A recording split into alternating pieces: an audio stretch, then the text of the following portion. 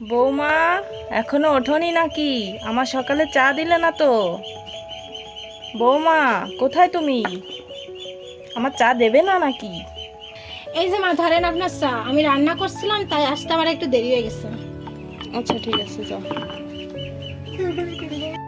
দেখি কি চা বানিয়েছে। ওরে নোংরা, একটু ধোয়ও নি ঠিক করে।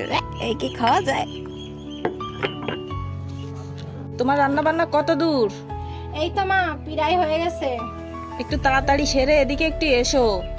আচ্ছা ঠিক আছে মা। আমার বাবুর তো আবার আসার সময় হয়ে গেল। আচ্ছা। হ্যাঁ মা, আমি ওইদিকে সবকিছু সেরে এলাম, আপনি ডেকেছিলেন। হ্যাঁ ডেকেছি, আমার মাথাটা ভীষণ ধরেছে। আজকে বাবু বাড়ি আসুক। খোকা, এলি নাকি? তাড়াতাড়ি আয় তো একটু, আমার তোর সঙ্গে কথা আছে। হ্যাঁ মা, বলো কি বলবা।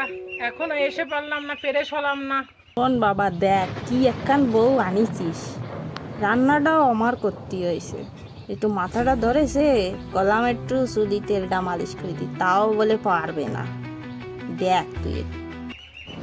কি কি বললে তুমি মা? তাহলে ও সারাদিন বাড়ি থেকে কি করে?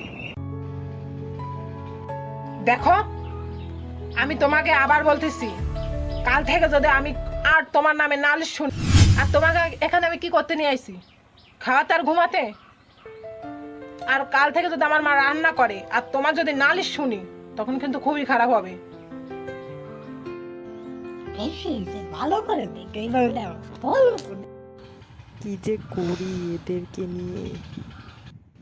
সত্য আর মিথ্যা এভাবেই কেটে যায় আমাদের জীবন।